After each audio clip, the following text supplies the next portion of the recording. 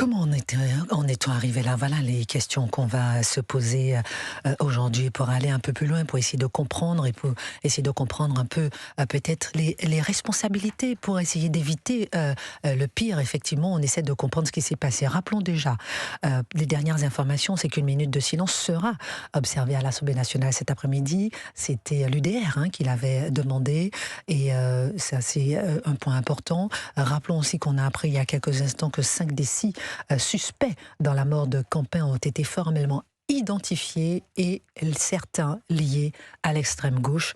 Voilà, donc on ira un petit peu plus loin sur ce sujet-là. D'abord, comment en est-on arrivé là? Parlons de nos universités. Olivier Vial, vous êtes avec nous, vous êtes directeur du CERU et ça fait longtemps que vous alertez sur ces universités qui sont gangrénées. Tout a commencé, et certains évitent de le dire, mais tout a commencé par un meeting, pour reprendre le mot du ministre de l'Enseignement supérieur, je dis le mot meeting, de Rima Hassan. Oui, effectivement. Alors, c'est vrai que les universités, ça fait maintenant plusieurs décennies qu'elles sont extrêmement orientées politiquement, mais ce qui s'est passé et qu'on a vraiment remarqué, documenté, c'est une augmentation régulière ces dernières années et avec une accélération depuis début 2025 de la violence dans les universités. Une violence qui a été régulièrement augmentée avec une stratégie qui a changé et contre lesquelles les présidents d'université n'ont rien fait. Le ministre de l'Enseignement supérieur qui a été averti. L'UNI l'a rencontré en novembre 2025 en lui donnant un dossier avec 43 agressions, avec les plaintes, avec les photos, en lui montrant effectivement qu'il y avait une gradation puisque on est passé de simples agressions classiques entre guillemets qui sont déjà condamnables à des agressions avec des couteaux, à des agressions avec des barres de fer, avec des agressions qui sont prises en dehors même de la sphère militante puisque la nouveauté depuis 5 ans des mouvements antifas, c'est qu'ils ne se contentent pas d'attaquer les militants pendant qu'ils militent, ils vont faire du renseignement et ils vont aller les agresser devant chez eux, quand ils sortent du travail, quand ils sortent en soirée, quand ils sont seuls justement, de façon à pouvoir être en surnombre et créer un traumatisme qui, espère-t-il, leur fera arrêter de militer. Et ça, effectivement, c'est quelque chose qui a été extrêmement bien documenté. On avait, effectivement, à cette période-là, vu aussi quelques parlementaires et on leur avait dit que ça allait malheureusement mal se passer. Malheureusement, la mort de Quentin a fait que confirmer cela. Et j'ai envie de dire, le plus grave, c'est que la violence des antifas n'est que la face émergée d'un iceberg et les plus radicaux ne sont pas les antifas. Olivier. On a des gens beaucoup plus radicaux encore. Plus radicaux que les antifas? Oui, plus radicaux que les antifas, avec des violences qui risquent d'être beaucoup plus dangereuses. C'est-à-dire on a par exemple, Olivier je ne sais pas si vous l'avez vu, mais... Non, parce que déjà les antifas, c'est un niveau qu'on a déjà du mal à comprendre. Donc plus radicaux que les antifas. En fait, non, mais c'est important de se poser parce que tout ce qui se passe là aujourd'hui avec Quentin, je termine, pardon, excusez-moi, tout ce qui se passe avec Quentin, ça fait tellement longtemps qu'on en parle. Donc c'est important d'être attentif à tout ce qui se dit. Qui est plus radicaux que les antifas? En fait, il y a toute une galaxie d'ultra-gauche aujourd'hui, dont des gens qui ont renoué des liens avec des organisations terroristes. Je pense notamment, par exemple, à ceux qui, sur les campus, font venir le FPLP, le Front populaire de libération de la Palestine. Ce mouvement-là, par exemple, il faut se rappeler que dans les années 70, c'est lui qui a formé les militants d'Action Directe. Et aujourd'hui, on les fait revenir sur les campus. Les fait revenir sur les campus, le FPLP. Le FPLP a été invité notamment à Lyon il y a 2 ans par des étudiants et ils ont fait des conférences à Lyon. Ils ont fait des conférences à Toulouse. On a à Bordeaux Jean-Marc Rouillant, donc leader d'Action Directe, qui est invité pour faire une conférence sur le campus et dans cette conférence... Comment expliquer qu'il passe par les universités? Comment justement les universités peuvent servir de tremplin pour cette ultra-gauche, pour cette menace de la société? Pour 2 raisons, c'est qu'effectivement, la première raison, Olivier Vial, directeur du CERU. C'est qu'on a une forme de complaisance idéologique d'une partie des universitaires, notamment dans certaines disciplines universitaires où on a vu se développer toutes les théories postcoloniales, anti-impérialistes, etc., qui sont aujourd'hui un vernis académique à la haine de l'ultra-gauche. Et donc, elle donne une légitimation. Par exemple, tout ce qu'on a pu lire ces derniers temps sur la haine de la police, il faut savoir qu'il y a des enseignants, il y a des universitaires qui en ont fait une discipline universitaire. Et donc, ça donne un vrai vernis académique à tout ça. Discipline universitaire sur la haine de la police. Olivier Vial, restez avec nous. Je rappelle que le ministre de l'Enseignement supérieur, Philippe Baptiste, a annoncé aujourd'hui qu'il n'y aurait pas d'autres meetings. C'est pour ça que je parlais du mot meeting dans les universités, ni un risque de trouble à l'ordre. Pardon ? Oui, c'est un risque de trouble à l'ordre public qui est avéré.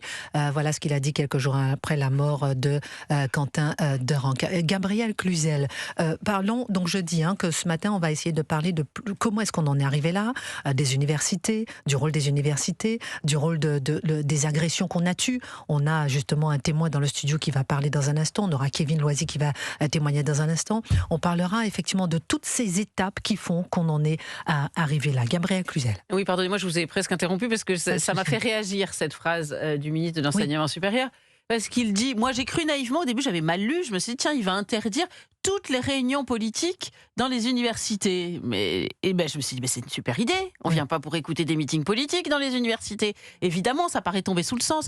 Mais il rajoute, si elle risque de provoquer un trouble à l'ordre public. Donc en fait, on revient à la situation antérieure, c'est-à-dire que les présidents d'université vont interdire les intervenants de droite sous prétexte que la gauche va venir faire du bazar et donc causer du trouble à l'ordre public. Donc en fait, ça n'apporte rien. Sa déclaration, ça n'apporte rien. Strictement rien. Moi, je vais vous dire, tous responsables, tous coupables. Ça fait des dizaines d'années que ça dure, cette affaire. On laisse prospérer. La droite, quand elle est au pouvoir, n'a rien fait. Sous prétexte que l'université est un lieu en plus sanctuarisé, les présidents de gauche, d'ailleurs, généralement des universités, laissent cette extrême gauche faire la loi. C'est insupportable, mais je peux vous dire que je les renvoie tous faire leur examen de conscience. Ils sont tous responsables. Tous coupables, tous responsables, selon Gabriel Cluzel. On marque une pause, on revient. Oui, avant de donner la parole peut-être à Édouard Bina pour avoir témoigné de ce qu'il a vécu à Sciences Po Lyon. Peut-être Éric Tegner, vous êtes enfin arrivé après une panne d'essence, après vous êtes battu contre tous les obstacles dans Paris. Trêve de plaisanterie, Éric Tegner. Là, on parle des responsabilités. Et c'est la question que tout le monde a envie de se poser ce matin. Les universités, on vient de voir avec Olivier Vial, les agressions qui ont été tues, on en parlera avec Édouard Bina et avec Kevin Loisy, qu'on aura tout à l'heure en ligne, et de ces liens entre LFI, la Jeune Garde, etc. Selon vous, qui est responsable ? Comment on en est arrivé là ? Éric Tegner. Pour moi, d'abord, les premiers responsables, c'est ceux qui étaient aux responsabilités et qui n'ont rien fait. Donc évidemment, on peut parler des différents ministres de l'enseignement supérieur, on peut penser au Premier ministre, on peut penser au ministre de l'Intérieur.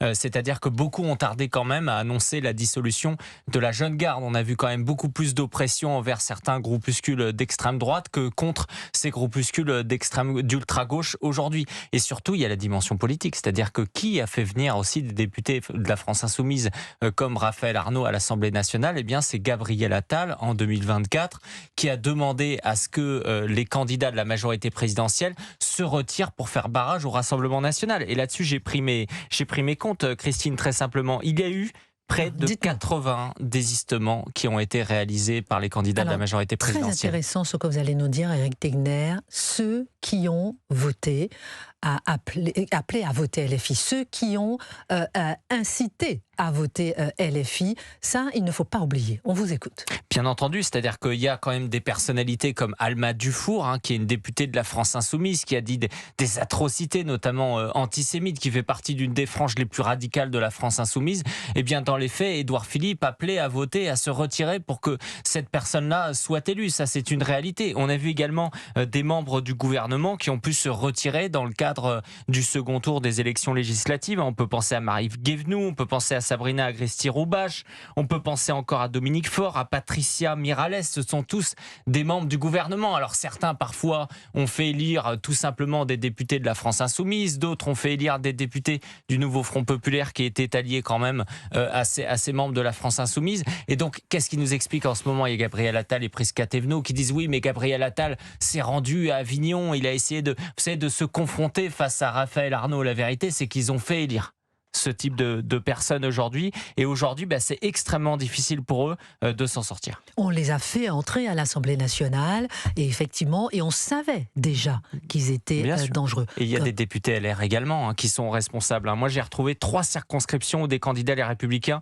ont décidé de se retirer pour barrer la route à Marine Le Pen. En Seine-et-Marne, Régis Sarrazin, lui, il a jeté l'éponge, laissant Amal Bentoussi affronter la députée sortante Béatrice Rollo. Un LFI à nouveau, c'est-à-dire qu'on se retrouve dans un attelage tellement hétéroclite qu'on a même des républicains qui, à un moment, ont décidé de préférer finalement la France insoumise au Rassemblement national. Écoutons Gérald Darmanin, invité hier de Gauthier-Lebret sur CNews, qui a fustigé les politiques de son camp qui ont appelé à voter LFI par le passé, comme Gabriel Attal.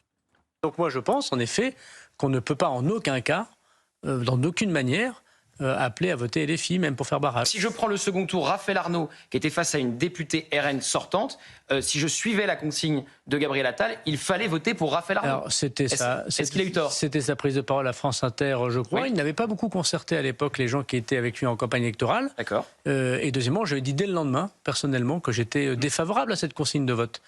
Parce que la France insoumise n'est pas le bon bulletin de vote pour faire barrage au Rassemblement national. Et je pense que si on avait besoin d'une preuve, il ne fallait pas non plus Nostradamus pour le voir. Mais si on a besoin d'une preuve, je pense qu'on l'a eu. Donc ce jour-là, Gabriel Attal, sur France Inter, qui a parlé au nom de tout le monde, mais vous dites qu'il ne vous a pas concerté, il a fait une erreur, il a fait une faute politique. Gabriel Attal est quelqu'un de responsable, vous lui poserez la question directement. Et j'ai travaillé avec lui, j'étais heureux de travailler avec lui, mais je suis en désaccord total sur ce barrage dit républicain de voter les filles contre le RN. Gabriel Cluzel, Gérald Darmanin tacle Gabriel Attal qui a appelé à voter LFI. Non, mais moi, je remarque quelque chose, c'est qu'il a quand même, sauf erreur de ma part, été ministre de l'Intérieur, de 2020 à 2024, je crois. Écoutez, il a dissous 23 associations et groupements divers. Je crois qu'il a dissous une association d'extrême gauche. Voilà. D'ailleurs, sur tout le règne d'Emmanuel Macron, de 2017 à 2023 en tout cas, puisque c'est, je prends une infographie de France Inter à dessein, parce que je me dis comme ça, personne ne pourra la remettre en cause à gauche, puisque c'est leur Bible. Ils expliquent que Emmanuel Macron a procédé à 37 dissolutions, d'ailleurs c'est un record, je crois, ou pas loin. Eh bien, il y a eu 15 associations islamistes, très bien, 17 associations d'extrême droite, 2 d'extrême gauche et 1 écologiste. Alors moi je veux bien qu'on vienne chanter Manon, qu'on nous explique que c'est très grave, que c'est la faute de LFI, de tout ce que l'on veut. S'agissant de la jeune garde, eh bien il a fallu attendre Bruno Retailleau pour qu'on se saisisse du problème, même si aujourd'hui le Conseil d'État et nombre de gens à gauche ont essayé de sauver la jeune garde. Je ne sais pas ce qui va se passer à présent, parce que quand même il y a un changement de donne, mais néanmoins les faits sont là. Les faits sont là, Gabriel Cluzel sur Europe 1. Olivier Vial, rapidement, avant d'écouter juste pour effectivement mettre un petit point positif au bilan de Gérald Darmanin, c'est le seul par contre qui, quand il a été ministre de l'Intérieur, a confié à la sous-direction de l'antiterrorisme, l'écoterrorisme et notamment tous les militants des soulèvements de la terre. Donc ça, effectivement, c'est quand même quelque chose il va sans doute falloir s'en inspirer, reconfier ça à des gens dont c'est le métier. Olivier Vial, on dit le plus, on dit le moins, on dit tout en direct sur Europe 1.